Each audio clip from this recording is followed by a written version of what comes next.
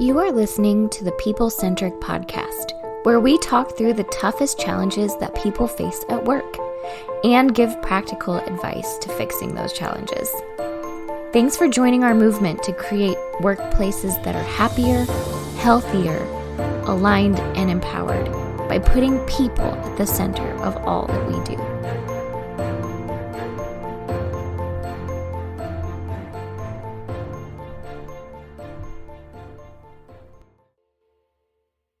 Hey, people-centric leaders. We are so excited okay, maybe I'm not. Wait a second. Maybe I'm not excited to be here. Um, Diana, listen, we're going to do this podcast episode, and I'm supposed to play this role of host right now. So can you help me out a little bit? I need some inspiration. You're kind of our director for these things. What's my motivation? What's my motivation as a podcast host? Well, a paycheck. We pay you to do it, so just freaking do it. Just shut up and do it. Motivating enough? Wow, that's inspiring. Thank you. That's I'm really very inspiring. inspirational with my dollars. You write me a check every other week and you sign it, or a note every other week and you sign it, and it's a check. And that's my thank you note to you. Is that okay? Every time. Did you need more than that? Yeah, I'm just looking for an inspiration. Stephanie, I know you're here with us here too. So I mean, you get this. What's our inspiration for doing this? What's our motivation for being on this podcast? What are we doing? I do it for the fame, frankly. Yeah. That was a really sarcastic joke if you aren't watching on YouTube. But the fame and the glitz and the glamour of podcasting and doing consulting work. Just kidding. But changing lives, is that the good world peace? Maybe, but why did you say it like that? You said it you didn't just say changing. I like that we're changing lives. You like changing lives? You said it as sarcastically as you said being famous. So I'm very confused. Mm-hmm. I mean, can't I have both, Diana? Can't I be famous for the lives that I've changed? Isn't that what Mother Teresa did? Yes. Where the motivation is Mother Teresa. That's what I just heard. We need to be like her. Yeah, Mother Teresa was always in it for the screen time. That's what she is known for. Definitely on the book deals. The thumbs ups, the likes, all the motivation stuff on here. Yeah. So, well, this was just our clever way, listeners, of starting this episode, because that's our topic for today is what's my motivation? You all get to work very hard every day. Hopefully some of you work hard every day. We know all of you listen to this podcast because that's what makes Stephanie famous. That's why whenever you just go see her out on the street and just say hi to her. Also remember, Stephanie's a real person. She's got her own life. So if you see her and she looks really busy, just be respectful when you approach her in public to get her your autograph. She's always got her 8x10 glossies. Happy to sign that with the People Centric Podcast listeners out there. But just be respectful. I don't even know how to respond to this. Yeah, I mean, if you do see me, say hi. I don't have glossies for you to sign. That feels a little weird, but maybe Don carries his. I carry, no. I thought you were asking if I carry glossies of you that I would sign. I'm like, that would be weird. Yeah.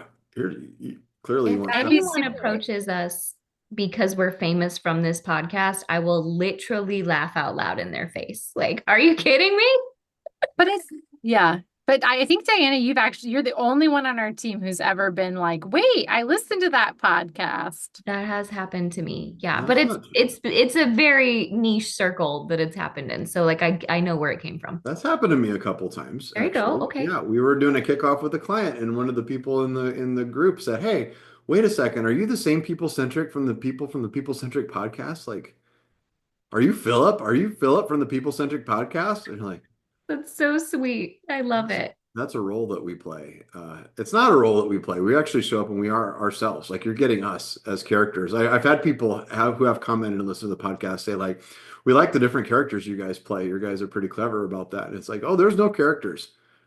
This is really us. There's all characters. Maybe is the other way to say that. My mom thinks I'm a character. And maybe, as you can tell, from the direction that this has gone, we speak very little about this before we jump on here and start talking. Yeah, we don't even know what we're going to say. So here you go. It's Yeah. just, This is a great topic then of like, what's my motivation? Why are we doing this What's today? my motivation? So why are we doing this today? So Stephanie brought this to our attention through a great story she was having with a friend of hers. That is sometimes we have to go back to basics on things in terms of like how we work. And sometimes I know we talk about, sometimes we get into advanced topics that like talk about how we work with each other and things like that. But like, let's go back to the basics, which is part of our movement of like, why do we do what we do and enjoy our job? So Stephanie, you want to talk a little bit about the conversation you had?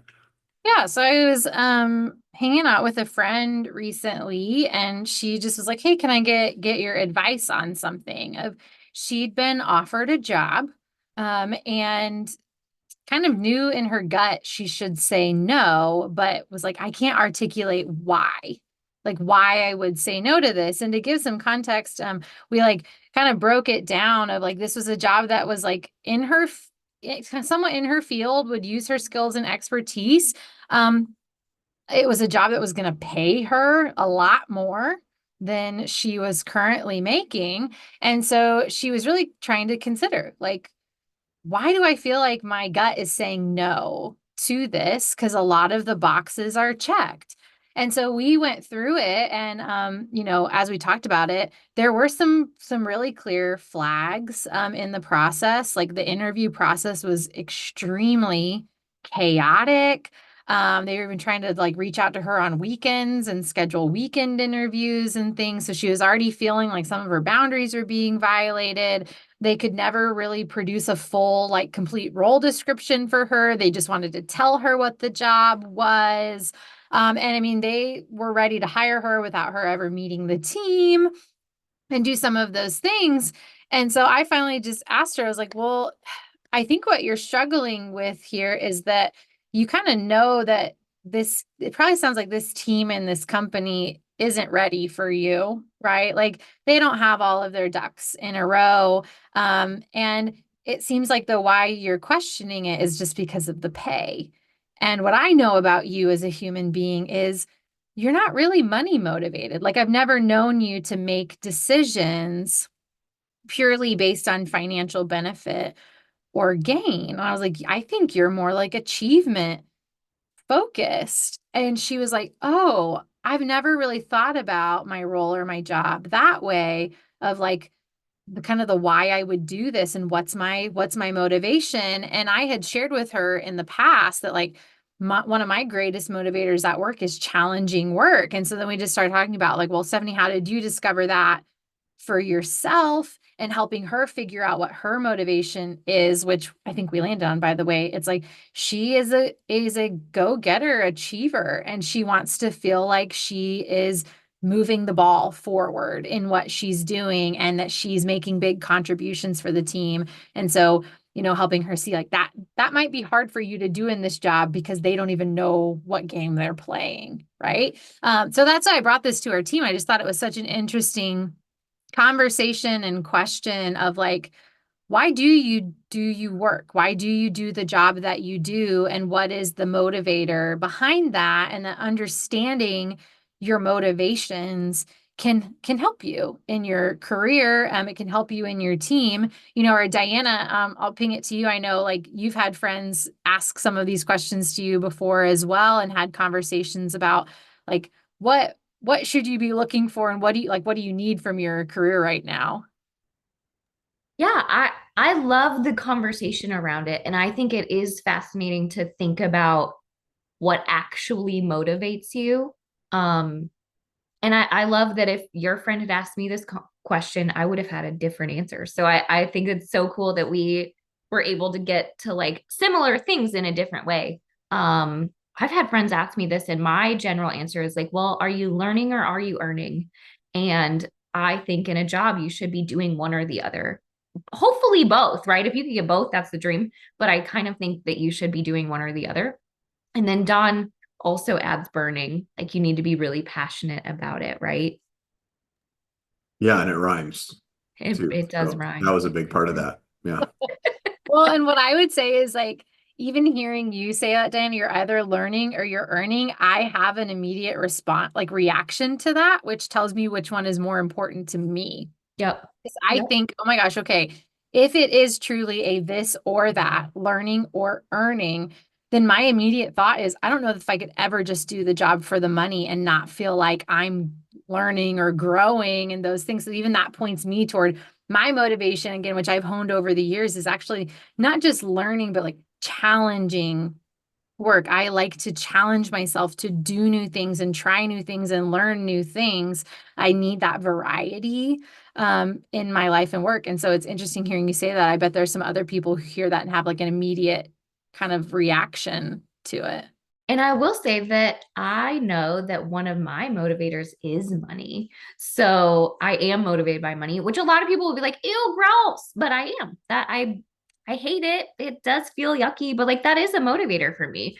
I will work more and work harder if I am dangled more and more money. It's just a fact. Well, and one of your strengths, Diana, I believe, is significance, right? If you It do is, a which is assessment. also a terrible strength. That you're so super No. judgmental. Sorry to all the people who are listening who have the significant strength also. It feels gross when you read it. You're like, oh, I hate that this is me, but it's me. It just is. Yeah.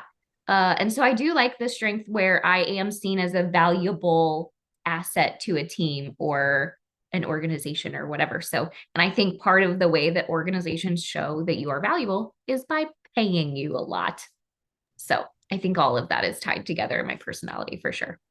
Yeah, and I think that you tie the value to the output of it, which money is a pure measure of that in a lot of ways. I say pure measure in business. It's an unforgiving measurement in business. I've heard lots of people. I've had lots of discussions, especially with really small business owners, but not the business owners themselves are small, but their businesses are small. About their, just to clarify, sorry, we may edit that one out. I don't know. We'll let them decide on that one. But this idea with a lot of small business owners, the idea that, oh, my business is super successful because the thing that we're doing is working, but then they're not making any money doing it. I remembered a business that came to an event, this was a few years ago, and they presented that they were super excited. They were making everything there was a manufacturer, and the product that they were making, everybody loved it. And they had two things that they were absolutely stuck on. Is they said, number one, we're going to make the product in America. And number two, we're going to sell it at a reasonable price. And the two things, they showed the price of making it in America with the price that they were selling it, and it was going to lose money. Like there was no way they were going to make money. Like just the math didn't work at all. And they're like, but we're going to be wildly successful because we're going to do those two things. And they were wildly successful right up until they shut down. So I mean, money, you're right. Money is brutal in terms of motivation. It's a reality check that's out there. But and I think lots of people have multiple different motivators, right? My motivation isn't solely money. It is one of the ways I am motivated. I think the other way I'm motivated is by saying, okay, yes, I know that I am learning. I know that I am elevating in some way, whether that's elevating the organization, elevating others, elevating myself. I think just the word elevation is sort of a motivation for me. So yeah, I don't think any one person is motivated by one thing solely. I think we are all varied patchworks of traits. And I think some of those traits collide in weird ways when you're trying to figure out what is important to me and why am I here? Yeah, and I agree with that completely. And I think if we're all honest with ourselves, everyone is motivated by money to an extent, right? Like we don't work for free, right? I think there are very few people who are able just to like do what they love and the work that they love completely for free. And so I think there is an aspect of this motivation that, as we talk about this, for some of you listening, it might be like, hey, money has to be my greatest motivation right now because of what's going on in my life. But I also know there's these other things that are meaningful to me and important, like I'll be honest too, like money is not my biggest motivation, but it is. Like if someone offered me to do, oh my gosh, this amazing thing I'd be passionate about, but then they're not really willing to pay me what I'm worth for it, then I might decide not to do that, right? So there is a piece of this where you're right, Diana, like there's layers to this. We're not all just one note. yeah, it's an interesting topic. It's one of the topics that when I first got into this, I recognized the importance of this piece. And if we're going to start a movement to help everybody to understand that they are worthy of something greater. They have to define what greater means, which what motivates you at work, what gets you excited. And early on in that practice, I had the opportunity to meet a professor who is one of the leading researchers in motivation, Dr. Chantal Levesque, and I think she's at Purdue University. I've lost touch with her now, but she was at Missouri State University at the time. And she studies what's called self-determination theory, which is this idea of what motivates us at not just at work, but in life. What gets us to do things? And it turns out like there's two different sides of motivation, and then we can dig into one of them. There's intrinsic motivation and there's extrinsic motivation, right? Intrinsic motivation is something that happens inside of you that motivates you. It gets you excited. It's really the core of what gets you to do something. Extrinsic motivation comes from the outside. So it's I can get you to do something either through a reward or a fear of a punishment to do something. It turns out those two things can get you to do something, but they have very different impacts on how they get you to do it. So like I could go up to somebody and I could pull out a gun and hold it on them and say, hey, give me your wallet. And I can motivate them to give me their wallet. The problem is, as soon as that motivation is taken away, meaning the gun is put away, if I put the gun down and then take their money, they're going to take the gun and they're going to take their money back and then they're going to rob me of my money back, right? So not only is it going to backfire, it's almost like I use the example a lot of times, like those of us who survive on caffeine in the mornings, we know that one of the challenges is once you depend on caffeine to get you boosted in the morning, you have to keep it going. Otherwise, there's a crash that happens, right? So you have to figure it doesn't last very long. It's a short-term motivation. It's really powerful in the moment. It's like taking that job. Everybody's got a number that if somebody called you and said, hey, I'm going to offer you $2.3 billion a year to do this job, somebody's going to be like, yeah, I don't care what the job is. I'll do it. Whatever that is. Tell me what it is and I'll do it. The other one is the intrinsic motivation. And those are things that motivate us internally. And we found that the research says that there's three things that motivate us. It's working within our strengths with some choice, so with some autonomy towards a purpose that we really believe in. And those are the three things that trigger our intrinsic motivation. Those things tend to stick. Like if somebody's intrinsic motivation is triggered, we tend to stick longer. What's tricky about those things is like Diana, like you said, you're motivated by money. I think it's an intrinsic motivation for you, not an extrinsic motivation. Am I wrong? Say more. What do you mean? So like when you say you're motivated by money, I don't think you're like Scrooge McDuck at home, like just swimming in your money, swimming in your coin pile, just going like more and more and more of this. Right. I think for you, like the money is a symbol of something bigger, of success, of impact, of something like That's that. correct. Yeah, for sure. And guys, we could have a whole therapy session about where all of that comes from. But if we're really talking about, is that a motivator for me? Yes. Is it my only motivator? No. And am I at People Centric because they pay me $1 billion a year? No. Like I've even been offered more money to go other places and do other things. But the thing is, I feel like I'm getting good my other intrinsic values are being scratched here. So I stay because of the other things and I get paid pretty well. Like it's a combination of the stuff. So, but yes, I do think when you say, Diana, are you motivated by money? It is the answer is yes, but it is not because of the dollars themselves. So you're right about that. Yeah. So it makes me, I like the way to think about this. I think Dr. Levesque said it this way. She said, everybody's motivated the same way differently, which means it's within your strengths, within your autonomy, within your purpose, but we have different strengths. We make different decisions and might have a different purpose. So the question is like, how can you discover your motivation? So this is something that we run into a lot. It sounds like initially at this topic, we're talking to like new people in business, like people are just starting in the workforce, like they're just getting started. You would think that's what we would be talking about. But we know lots of executives, lots of business owners, lots of C-suite people, CEOs who have lost sight of what that intrinsic motivation is. They've lost sight of that and they've lost track of it. And it's just slowly a drag. And you're right. You can get somebody to do something with an extrinsic motivation. If you're making $1 billion a year, you're probably not going to put that. It's going to be really hard for you to put that job down. The motivation, it's going to be hard to put that down, but you're still going to feel that. There's still going to be a drag. So the question is like, how can you explore or rediscover your own motivation. What gets you excited about work? And then maybe how can you trigger that motivation, the things that would keep you motivated? I think one thing that was helpful to me personally, like uncovering this for myself and creating some language about it, was like I kind of started like journaling a little bit. Like when I had a really great day at work, what happened? Like, what were some of the tasks that I worked on? Who did I get to work with? Why were we doing those things? Like, where was I? Like writing that down. And then also writing down if I had a really bad day at work, what happened? What was I doing? What task was I? Where was I? Who was I doing it with?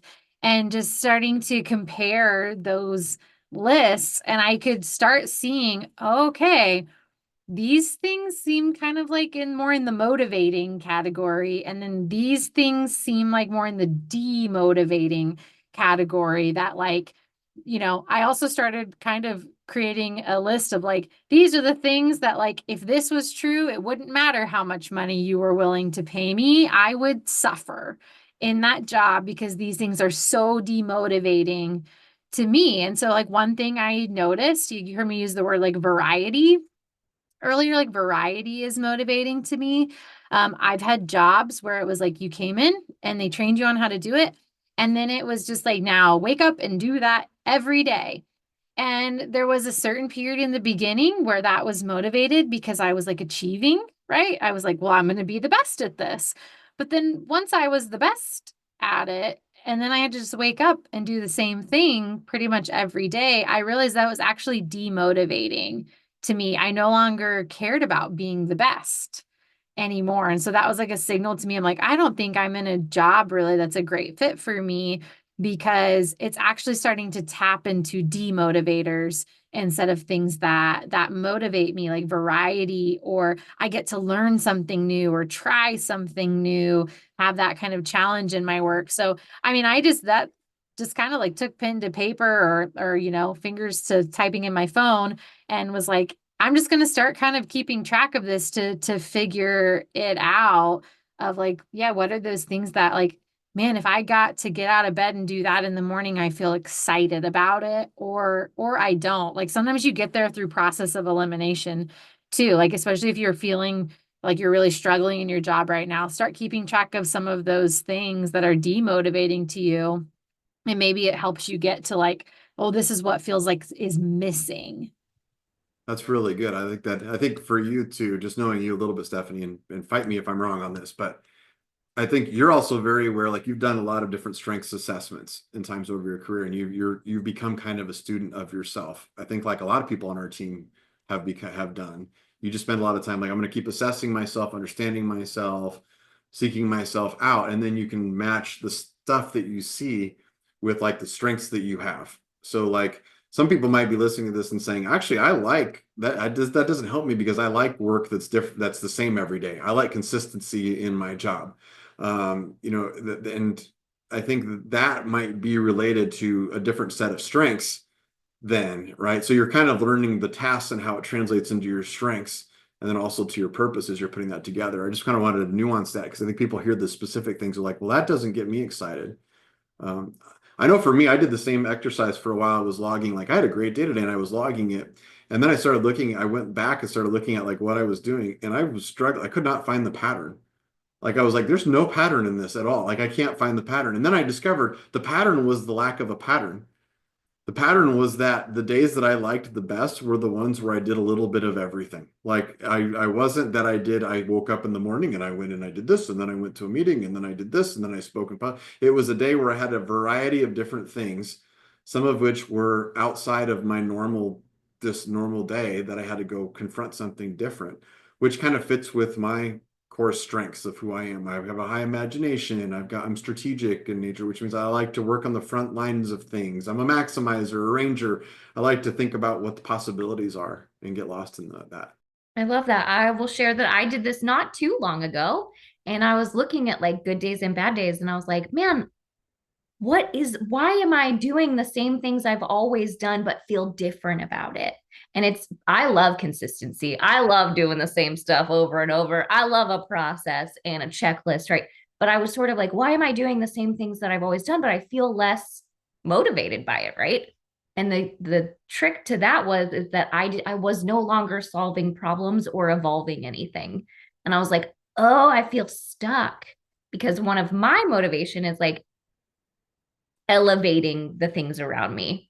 And so since I wasn't doing that, I was like, oh my gosh, I'm stuck. And it didn't feel as good as when, I was evolving something or making something better or improving a process. It just felt like running the process. So I learned, even after doing this for many years, that it's not about the consistency in the process, it's about improving those things. And to me, the intrinsic motivation is the ability to improve and evolve something.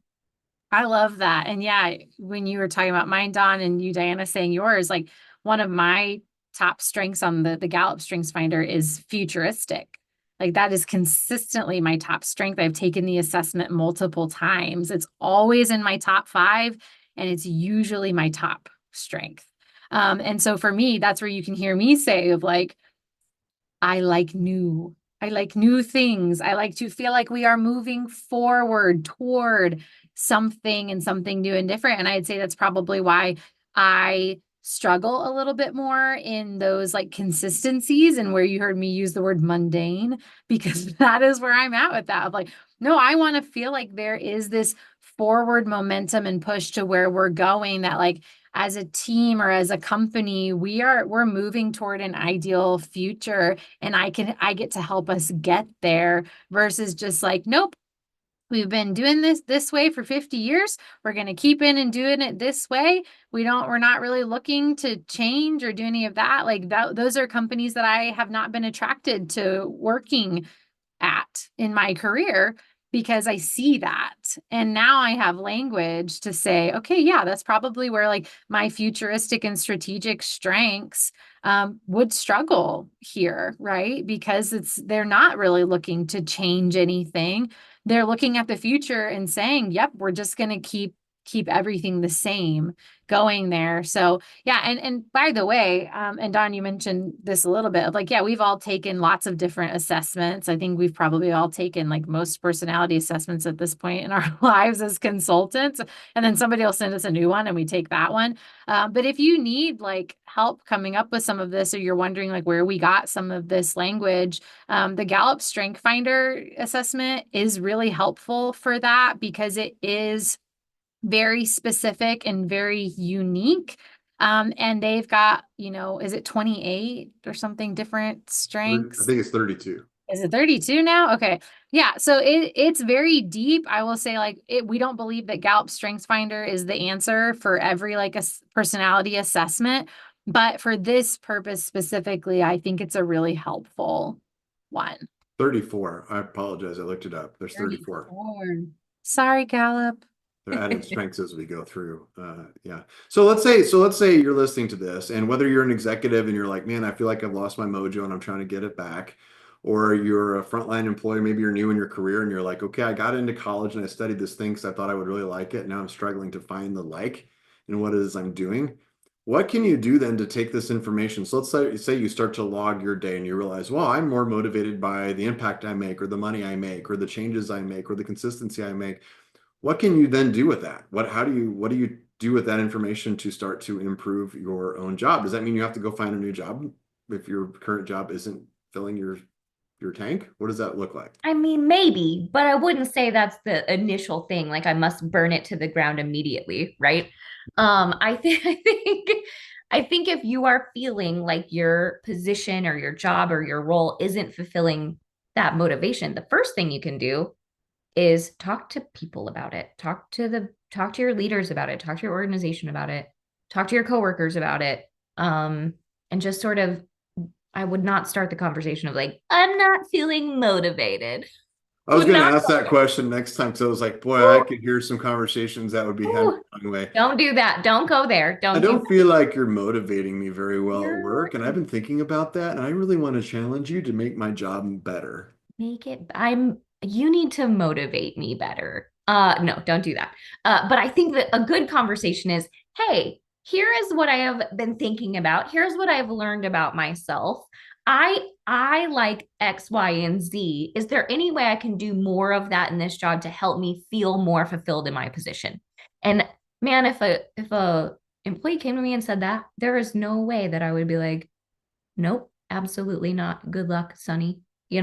I think just nope. I think, there are challenges to that, and every leader will see some challenges to making things adjust for that.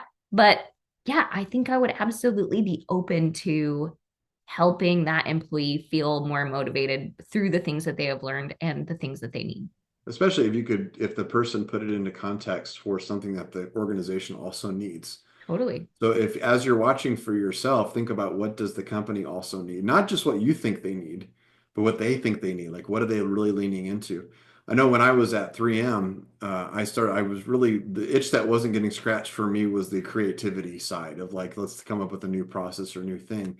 And what I noted was that 3M was getting frustrated about some of the waste in engineering and how slow the engineering process went and things like that. And I thought, man, there's a lot of process improvement that could be made here, and that would be a lot of fun to work on that. And so I started off, I didn't go to my bosses and say like, I have an itch that needs to be scratched. I'd like to work over here. My question was, I think that I have some skill sets where I think I could work with some other people to try to find ways to improve that process. Would that be beneficial to the company? And just started to kind of throw that out there. And it turned out there were some others that were feeling the same way. And I did end up on a team that worked on something. And it was probably the most rewarding thing I got to work on while I was at 3M, was improving this overall process. I ended up saving the company a lot of money. Didn't see much of that money, but got to have it. I did get a golf club for the project. That was fun. Yeah, I still have the golf club. It's a 5 wood. It's fine. But that wasn't the motivation.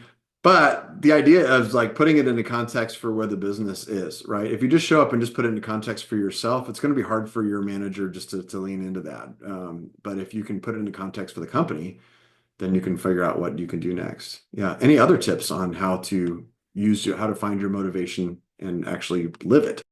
Yeah, I mean, I would even say if, like, let's say you're still not quite sure what your motivation is, but you can feel that maybe like you're not quite aligned with your job. I think you can even take the other approach of like go to your boss or manager and just say like, hey, like, what are some things that like if I learned or I grew would be like beneficial in my role and like great for the company and would be helpful? And then like hear what that list is and what those things are. And when you hear those things of like, here's what you could learn, or yeah, if you developed this skill or got this certification, or were willing to like do a little extra study and learn these things, does that feel exciting to you in that moment? Or do you hear those things and you're like, that's still not quite it, right? Like that might even help you understand like, okay, yeah, am I somewhere where I can maybe experience a little bit of this evolution or find my mojo again? Or do I need to keep digging on the personal side? And then, like Diana and Don are saying, bring that back to my leader and say, hey, these are the things that I'm really personally interested in. Do you see where these could match? And I also will say in fairness, it just sometimes you're probably not going to find a 100% fit here. Like it's pretty rare for, I think, somebody to have a job that checks 100% of all of their motivation boxes. Now, like Diana was saying, I think it should check quite a few, right? And we believe you're worthy of a job that you feel motivated by and you feel passionate about, and hopefully they're willing to pay you well to do that. But just also understanding like there may just be some personal interests and things that you have that are really motivating to you that might be related to like your community or social justice or faith or some of those things that your employer is just not going to be able to check off. And so then it's finding out like what are those things outside of work that I do that check those boxes for me. And I'll also add, I love that. I don't think that every job will hit every motivation 100%. And also not 100% of the time. So like, I think there are moments in a career where it's like, oh, we're just slogging through this thing, or I have this project that's sucking my soul or whatever. And in those moments, I think you have to remember this is just at a time and a place, and this too shall pass. And in the past and in the future, it has checked more of these boxes, and I feel like it's going to continue to check more of these boxes. I just have to like get through this thing that we're doing, or this period that we're having, or this project that is awful for me. And I think in those moments you have to remember the past and be hopeful for the future, and just know that like this isn't forever. But if it is one of those times where you're like, this is a forever moment, then you can reconsider some things. Right. Yeah. It's good to do a little like perspective check of like a bad day does not make a bad life. Right. I've heard that phrase before, and I'm like, that's a good reminder sometimes. Like a bad day doesn't make a bad life, or a bad week doesn't make a bad job. But to Diana's point, like if it's like you're having to say that to yourself like every week and it's been happening for a while, well, then maybe it's time to look at making a shift. And that could be to a different role in your company or outside of your company altogether. But yeah, there's definitely going to be moments where like nobody feels like 100% on all of those things all of the time. There are just some days where you're like, oh, I got to come in and make the pile of to-dos smaller today. Like I have to knock these things out. I like that we're setting the bar where it's not perfect, right? And I think I'll warn you too. One of the things I've learned is the younger that you are, the shorter time frame you have in terms of being intolerant. So you just are like, we're not talking about a few weeks. You're like, so what, 5 weeks of being uncomfortable with my job and I should go find something different? Like, no. Like longer than that. And then if you're older, you tend to have a lot longer time frame of like, well, I'll give it another 5 or 6 years of this to see that. And sometimes that's too long, and sometimes the other one's too short. So I mean, you have to kind of think about like, are you ever going to get it, or like, are you going to find a spot? So that I think that should go into that decision as well. And then there is really just a lot of value. And I think back to Mr. Sargent's English class in seventh grade that I had, where we had to diagram sentences. And I don't know if anybody every time I say diagramming sentences, I feel like it ages me, because they didn't even hardly do that when I was in school. So I'm not even that old that they did that, but he did this old practice of doing this, and he would give so much homework, and you just have to, and it was just slogging through like diagramming all these sentences and doing all this stuff. And it was painful, and it wasn't very motivational for me to do it. But sitting down for 2 or 3 hours a night to do all this homework that he would give me to schlag that was ended up being very valuable for me later, of learning a little bit of grit of like, when do you power through something? So as humans, I think one of the things to remember when we talk about motivation is that just because you're not necessarily motivated at doing it, or you're not necessarily good at doing it, doesn't necessarily mean there's no value in doing it. There's still value in learning how to work hard and do a thing that's really hard for you to do. That makes you more valuable. That lets you work outside of your strengths. It's when you're doing it on a day-to-day basis and you're finding yourself having difficulty getting up in the morning to go to work because you just don't want to do it, because you don't like your work and you can't wait to go home and you're living for the weekends, that kind of thing, and it's consistent. First, point the finger at yourself and say, what can I do better to activate myself at work to help my employer to accomplish what they need to do? And then if that still doesn't work, then yeah, fire your employer, go find something better. You're worthy of that. And if you're a business owner and you're not getting what you want out of your company, do something different, which doesn't necessarily mean quit the business and go do something different. Maybe you need to design your role differently. Maybe you need to design the business differently. If you can't trust the people around you, it's something you're doing wrong, which I'm giving you good news for. And by the way, we know some people who can help you on that. So shameless plug on that. So give us a call if you're struggling with that. I think this has been a really fun discussion. I found my motivation in this call, and it wasn't the money, and it wasn't the glory or the fame. For me, it was the impact that we just made on the listeners as they listened to this or watched it on YouTube. That's what motivated me. And even more so, the time I got to spend with Diana and Stephanie, who I tremendously enjoy and love to hear their insights about. I'm so still here for the paycheck. That's what we learned. Yeah, Stephanie said, that's so nice. Diana was like, I'm still here said, because you paid me yeah, to. that's so nice. But I did already say that at the beginning of the call. So yeah. Okay. All right. Well, Diana, we'll make sure. So glad to have done this with us. I'm kidding, of course. We are kidding. I love our impact. I love the work that we do. And I hope that it is helpful to people out there. And that is why we keep doing this. Yeah. Yeah, I guess I'm realizing as we say this, none of us talked about like impact being one of our key motivators. And I would say that's a huge motivator for everyone on our team and our company as a whole. So much we put it in our values that like we want to actually see real impact. We want to help people. Yeah, and that's part of that purpose, right? Which we have to have. Like you can do all of the things that are aligned with your strength and use it for something evil that you don't agree with, but that's not going to motivate you at the end of the day, right? I get to do all the things that are really, really exciting in order to, and then I came up with several evil thoughts in my head, but I censored myself and pulled them all back. Yeah. I was So, trying to think of like what evil villain job would I have, but that's a whole other podcast. I think the joke that I use is like, is your job like deforesting the Amazon? Like everybody can kind of laugh at that one. I'm like, that's not really anybody's job, I don't think. But it's like, yeah, is that your job? And so there's a real deep purpose misalignment here. Are you drowning puppies? Oh, dark. Dark, thanks. Sorry. Just wow, the worst job I Diana, could think of. that would that would be a bad job. It's a That would bad be a job. very bad job. That would be a Even if really you bad made a lot job. of money, that's a terrible day at work, Even even if you made even if you made a lot of money. I like how you kind of like threw like a Okay. there's a number. I don't know what the number is, but there is a number. I mean, yeah, I don't know what Wow. the number is. It would be a bad day at work. I can't believe we're gonna leave our listeners on that tone. That's what we're gonna do. So go find a better job than what Oh we've my cast gosh. for that vision for you. Enjoy your job. But I think the cool thing about this, one of the underlying messages of everything that we do, is that a lot of this is in your control. All the things that we tried to bring you aren't just things like, I hope you find an employer that does this, this, and this. We do hope you find an employer that's awesome and does all the things right. And we hope you are an employer that does all the things right. But that's very few of us that are out there that do those kinds of things. So, but what we have to recognize is that we all have our own responsibility and our own power because we all are empowered in what we do and the decisions we make. So if you are not motivated at work, find out what motivates you and get motivated. It doesn't mean you have to change jobs. As Billy Crystal said in City Slickers, it might just mean you have to do it better. So there you go.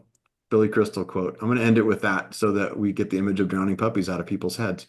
I think I was successful. I think I nailed it. We were for Until half. I said it again at the very end. But all right. Well, thanks everybody. Send all the hate mail to Diana. And we can't wait to see you next time on the People Centric Podcast. Thanks for motivating us. Thank you for listening to the People Centric Podcast. We are so grateful for you joining us every week. If you like this content, please like and subscribe. Also, feel free to share on your social media with everyone that you know. It really does help us.